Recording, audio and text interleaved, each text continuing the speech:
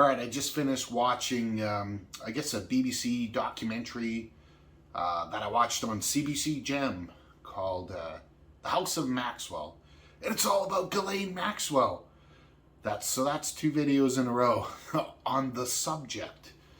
And this is completely unintentional. I'm actually working on some videos about alcoholism in cinema, kino alcoholism. But this came on my radar, and I thought, well, you know, we got the whole Dasha Nekrasova, Scary 66, and hey, man, you know, I'm all about the Dasha. Don't bash the Dash, I always say. So we're gonna talk a little bit about this documentary. I guess documentary. Into people who are into this kind of stuff, like heavy, it's probably no new information, but I'll just kind of go over it very briefly. So it's 3 1-hour segments, produced by the BBC. I watched it on CBC Gem. The thing is with the CBC Gem, if you live in Canada, you're like kind of like legally obligated to watch. I think it's like 2.5 hours a week. It's like 10 hours a month. You have to legally watch 10 hours of CBC a month. So when I saw this come up, I'm like, okay, that's fine. I'll watch a Ghislaine Maxwell documentary, and that'll fulfill my quota a little bit. So it's produced by the BBC, so it's conspiracy theory thing. It's completely orthodox. And it did actually have some information on the Ghislaine Maxwell, Jeffrey Epstein thingamadoo that happened there that I didn't know about. So we'll kind of get into it. I'll just talk about the documentary itself. So, like I said, it's 3 1-hour bits, and the first two are pretty heavily into Ghislaine Maxwell's father, Robert Maxwell, whose last name was Hoke. I think his first name was, I don't know. It's a very Jewish name, and he changed it to Maxwell. I read up, and he actually originally had his name changed to de Maurier. He's from France, and he said he changed his name because there was a popular cigarette brand in France called de Maurier, which is actually a very popular cigarette brand today in Canada. I thought that was interesting. So what do we got here? I got some notes. So stuff I didn't know. There was a guy, I think his name is Bauer, and he wrote a book about Robert Maxwell. Right? I didn't even know about Robert Maxwell, right? I kind of knew about Jeffrey Epstein. I know less about Ghislaine Maxwell, except how to pronounce her name correctly, Ghislaine. In the documentary, it's amazing how many Ghislaine, it's Ghislaine, right? Ghislaine. It's French. It's easy. It's not that hard. It's like Elaine with a G, right? And anyways, so this guy Bauer had written this biography on Robert Maxwell, explaining how when during the Second World War, his history is kind of confusing, but this is Ghislaine Maxwell's father. He was a black marketeer, so he was like selling stuff across borders and whatever during the war, or I think it was post-war. It would have been post-war. He claims, and I say claims because I'm not entirely convinced, that his parents were lost in the Holocaust. And then he became this war hero. I don't know what he did, to be honest. The documentary doesn't really go on to say why he's a war hero. But this guy Bauer says he was, a war profiteer, basically, selling black market stuff.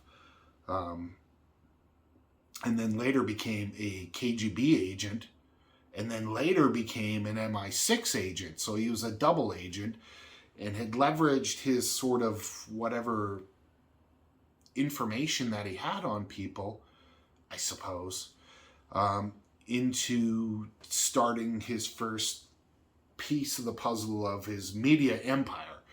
So Robert Maxwell was a big competitor to Rupert Murdoch, right? So there was Rupert Murdoch, who Robert Maxwell called a scruffy kangaroo, and there was Bob Maxwell, right? And in Canada, we had the Conrad Black, right? These media moguls, right? Which is, I mean, as an aside, I wonder what's the obsession with media? There's so many ways to make money or be a billionaire in the world. Why get involved in media? And I think it has a lot to do with being part of the, information system, like controlling information. It's a very strange thing. Anyways, this guy Bauer goes to whatever, sell his book, right? And Bob Maxwell sues his publisher, and he goes the extra step of suing any bookstore that carries a single copy of that book, right? So he just chills out everything, and the book never really saw the light of day.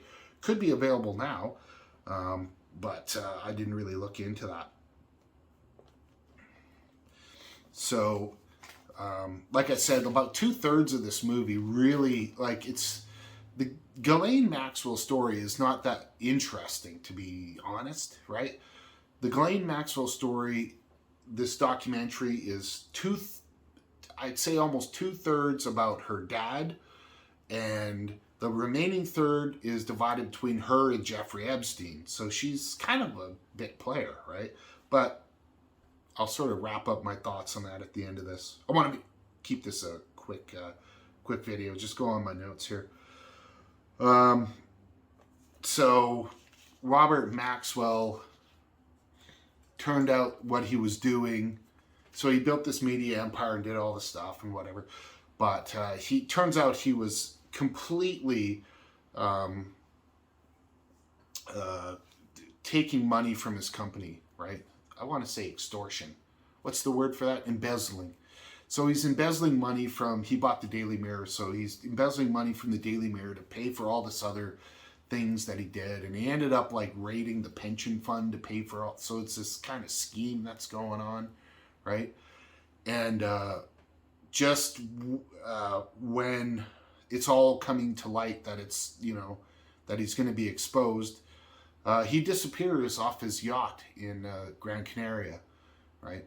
And then there's questions like, oh, did he commit suicide? Or was he, because he had these connections with intelligence agency and also the Mossad and stuff like that, was it a hit? And he owed a lot of people money. Personally, I think he killed himself. It's just chalked up to he was lost at sea. That's what his official death is.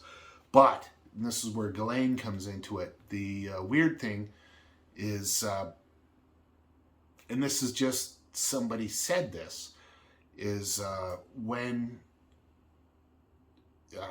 Robert Maxwell died in 91, I think it was, and she had to give a speech for the family about the death of her father.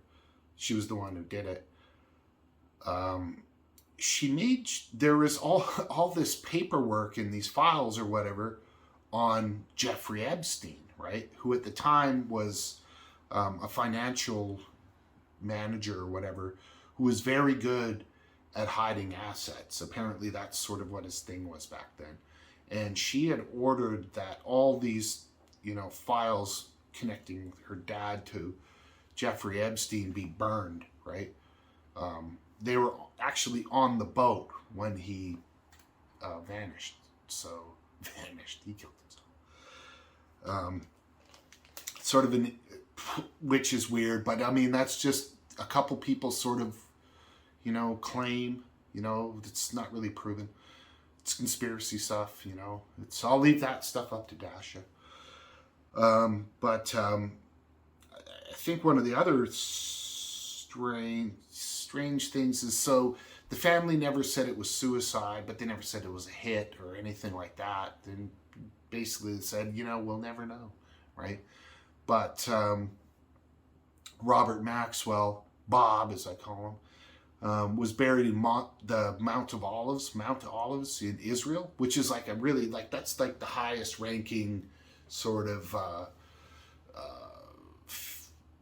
grave site, cemetery in Israel. That's for like King David's buried there. That's really high up, right? And according to the Jewish faith, you can't be buried there if you committed suicide. So there's all this stuff, right, going on. Like, so they had to like partially deny the suicide or whatever, but it was a suicide.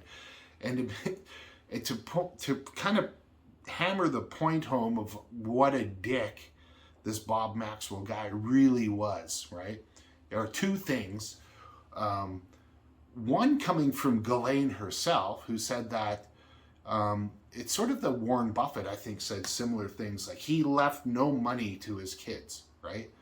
He sent off to charity or whatever, right? Because he figured his kids had to find their own way, and that's really what it was all about. You can't just inherit money or whatever.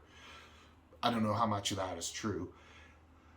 And the other thing he did, which I think is just mind-blowing, right, is just before he died, he knew that the house of cards that he had, where he was embezzling money to pay off other things, and it's amounted $60 million or something like that, right? He knew it was going to collapse. He did the really cool thing of bringing up his two sons into the board and like installing them into the executive and everything. So right at the point where he offed himself, his kids would be left holding the bag and trying to explain where all the missing pension money went, right? And I honestly don't think they knew. I think Bob Maxwell was that big of a dick where he just like, not my problem anymore. My kids will figure it out. It'd be a good learning experience for them to go through this shit. Anyways, Bob Maxwell is not a really cool dude. But, so there's a part of, the documentary kind of makes it seem like, ooh, maybe, it's, Ghislaine's the victim of, this weird dad. In the psychological sort of analysis, you could probably say, yeah, but I think one thing that's pretty clear is his sort of, ruthlessness transferred onto her. She did work at the company, but in almost like a receptionist role, which is, bizarre. I'll show some pictures of her. She's young. She was pretty. She was a very pretty woman. Remember, the Ghislaine Maxwell that you typically see either in the news after her arrest or, as some girl wearing a wig in The Scary 61st. She's like 60 years old. Right? So she was a good-looking girl in her younger years, and I think she was a real daddy's girl, and they had a really sort of a strong, one of those weird, father-daughter connections, right? Where, I love you, daddy. So that when Jeffrey Epstein, who may or may not have had business dealings with the dad trying to hide some money, which Ghislaine could have known about. Like, so the weird thing is like, what was the first photo, right, of Jeffrey Epstein and Ghislaine Maxwell together? When was it taken, right? Or when did they meet? Or how did they meet, right? Because nobody really knows, right? Maybe it'll come out. Maybe Ghislaine will say something before she commits suicide. But apparently, the first photo of them, and I have to show the photo because the photo says more than just words. But it was a few months after, Bob committed suicide.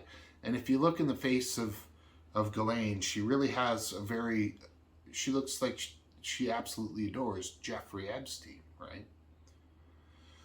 So maybe, it raises some questions. It raises some questions, which the documentary kind of puts that out there, but leaves it with this sort of dangling carrot that, did she have something to do with her father's death? right? And her and Jeffrey, who knows, right? Was it massage? You know, it was suicide. It was suicide. So what other stuff do we learn in the thing? Bob is a pretty weird. Like I said, a lot of this is about Bob Maxwell. He every phone in his office was recorded, had a recording device in it, and he had in his house he had all these lamps, you know, just lamps set up with shades, and they all had microphones, and he recorded everything, everybody, and everything. This is Ghislaine Maxwell's dad, right? Which is kind of strange because that's kind of what Jeffrey Epstein was doing at the end, right? You know, secretly recording. He had all the DVDs which said young girl plus famous person, young girl plus other famous person, right? Which makes you think, whose idea was it to start this blackmail shit? Was it Jeffrey or Ghislaine? It's not answered. And we'll never know because, you know, the countdown clock to her suicide is starting to really tick fast. What else did I know? The font, we'll talk about this. The font of the documentary looks bizarrely similar to the font of Scary 66 and Rosemary's Baby. Same color anyways. Just thought I'd throw that in.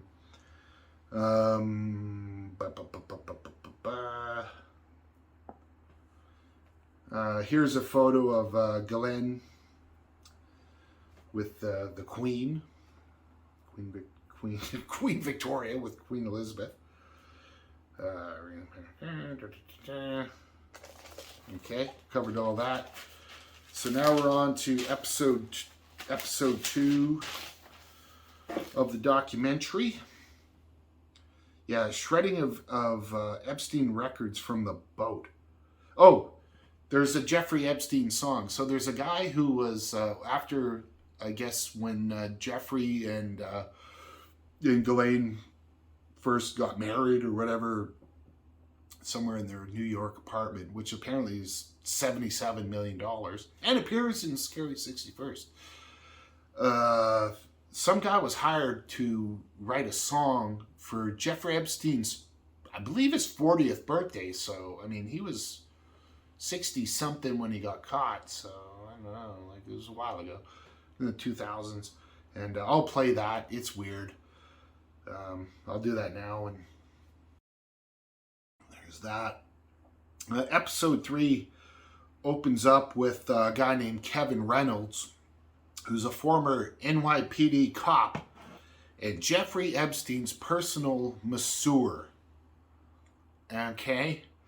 So that sounds a little weird. And he just comes straight out and says, yep, I was his massage guy. Jeffrey Epstein got 3 massages a day.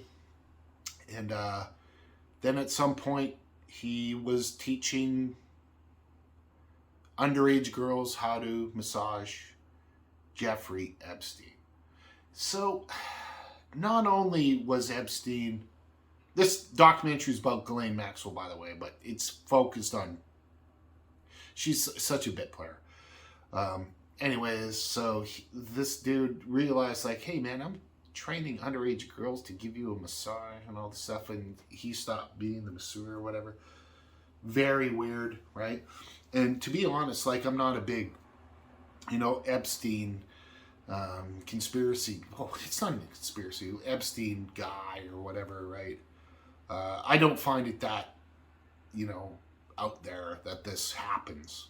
I mean, as sort of cynical as that sound, I mean, I totally accept that, right? But, I mean, it is weird that he got this former cop and all this stuff. I made a note about Ghislaine's daddy issues. Big time, right? She was a daddy's girl. And like Jeffrey Epstein basically was, you know, the replacement dad for her. And I have a feeling like she taught Epstein a few things. I think Jeffrey at that point, before meeting Ghislaine, this is my theory, basically was more the Ponzi scheme type of guy, right? Like he was more in just sort of scamming people. But Ghislaine was extremely extroverted and very good with people, very good people person, was very warm and could just access anybody. They had this guy talking who was, I mean, he comes right out and says he learned his PR, he's a PR guy, he learned his PR management from Andy Warhol, who inducted him into his art cult when he was 16 years old, and somehow learned how to access this New York kind of thing, right? How to get access to people. All seems to be centered kind of in New York, right? So, and Ghislaine was part of that, and Ghislaine was always on this dude's radar. So she was very good at schmoozing and being a socialite, essentially, right? And from all accounts, Jeffrey,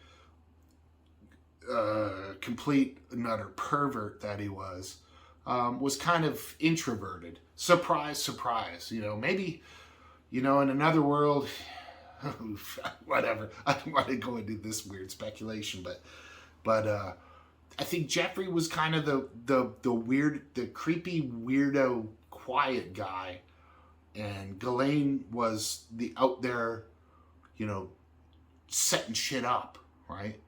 And she loved talking to people and she was the one who brought all these people in. And Jeffrey just went along for the ride. Whatever. So what else did I write down here? But Jeffrey was a powerful guy, and I think that Ghislaine was attracted to that power. Especially since after her dad died, I guess, honestly, there's a big implication that Epstein and Ghislaine Maxwell were kind of, at least knew each other before Bob died. Quick note, something that I noticed, and I think it's got to be a rule now, if you talk about, if you make a documentary on Jeffrey Epstein, right? And they did it. They did it right at the end. Like, they showed multiple pictures, the pictures of Trump and Jeffrey Epstein, Trump and Ghislaine Maxwell, blah, blah, blah, blah, blah. But then I'm going, hey, whoa, wait a minute. That's only part of the story. And actually, I don't think they did it. I don't think they said, well, here's Jeffrey Epstein and whatever with Bill Clinton, right? Now, Bill Clinton wrote that fucking Leda Express 27 times. Trump wrote it 1 or 2. It's not like it's like who did it the most. But it's almost, to me, it's almost got to be a rule where I can trust something. Granted, this is the BBC, right? Where if you're going to show Trump with Epstein, you got to show Clinton with Epstein. That's just it. Almost like back to back. Boop, boop. It's like bing, bang, bong. And then we can just erase all this weird political shit out of it, right? Because people just take sides, right? And it's bad. Right? What you think of Clinton or Trump or whatever, when it seems like, look, there's evil Trump with Epstein, we're getting about Bill Clinton over here. That in itself is like a little bit of a cover-up. So that's the new rule. I think they touched on it. They may have, but actually, come to think of it, they didn't. But it's the BBC. What do you expect? A lot of the one of the new things I learned is, so I always thought it was, the way it was presented in the media, like I just read whatever's in the news on Epstein. I'm not digging into things because you get into this conspiracy well and you don't know what to believe. But so I always thought it was just he was getting massages from young girls and offering massages, and there might have been some element of blackmail, right? And this documentary is from the BBC. This is very orthodox, right? So they get into how he trafficked this. They trafficked. It was they. Ghislaine probably set all of this shit up. I think Jeffrey was just a like I said before, like a bizarre, horny, weirdo creep. But Ghislaine, just to stay in that, right, was doing these things like trafficking this, young woman from South Africa and flying her over first to Florida and then to Little St. James in the Caribbean, and holding her passport and then making her perform what she says actual sexual acts, right? First, it's massages. I think massages is just the provable, ground floor sort of creepy shit. And then they move on to other stuff. But she was like, there was all these other young girls there too, and they were all trapped and doing stuff. And so then the picture, the picture of what was going on there just gets kind of darker and creepier.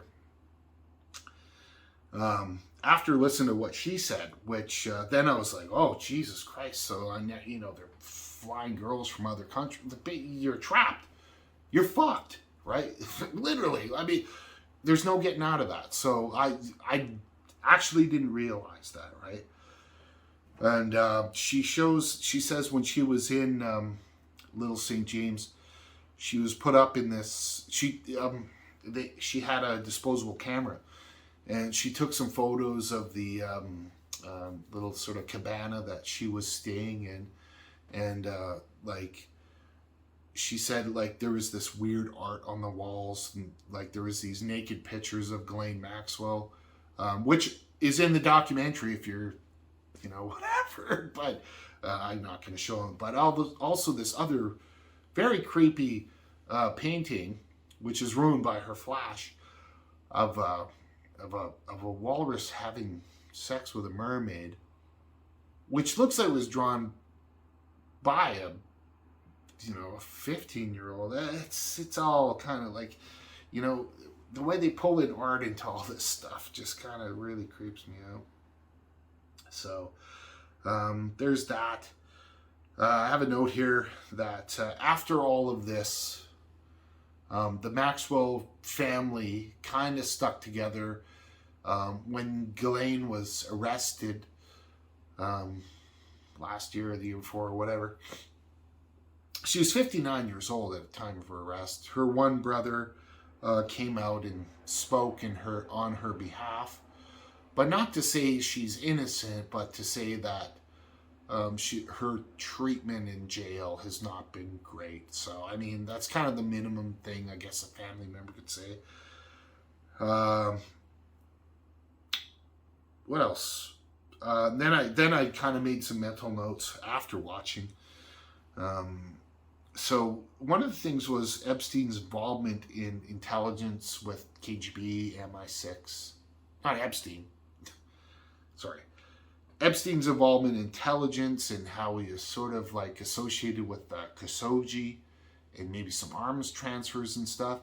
And then the guy, Epstein originally got arrested in 2008 for, underage, sex with an underage girl and all that stuff. And he was given the biggest sweetheart deal. And then it's very bizarre, but at the time, I think it was the Attorney General Acosta, I want to say his name was Acosta, was trying to prosecute him. Attorney General under Trump, remember, right? So was trying to, not then, but was trying to prosecute Epstein, and was told, this guy's intelligence, he's above your pay grade, don't, basically, he's going to get off, and he did get off. Epstein did get off that time. That's in the documentary. You can watch that. But at the end of it, I was left with this feeling of, with all this, Epstein, Ghislaine Maxwell kind of stuff. I was left with this terrible feeling, do people only care about child sex trafficking or, white slavery, they call it, when it involves politicians or billionaires or celebrities or whatever? Because this shit happens all the time on the streets, right? You ever seen Taxi Driver? Basically, what's the difference between, what was his name? Harvey Keitel. What's the difference between Harvey Keitel and Jeffrey Epstein or Ghislaine Maxwell, right? Like money and notoriety, right?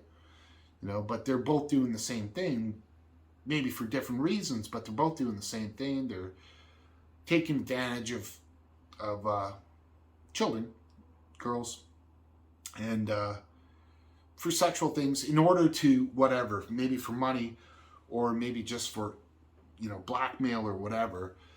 And I know it kind of like sort of like burns me out because especially when people talk about Maxwell and Epstein and or even just like fucking Pizzagate and shit like this. It's like it only really matters when it involves Kevin Spacey or whatever, right? Then it's important. Then we gotta like pay attention to it until something either happens to Kevin Spacey or we forget, right? And then the problem just kind of goes away. But the reality is the problem is always going on, right? And it's not just with girls, and it's not just, in America, but it's even worse in other countries. Little boys, little girls getting traded around. It blows my mind. I don't know why it is. It's a very black pill and a hot take. And at the end of it, what? Forget it.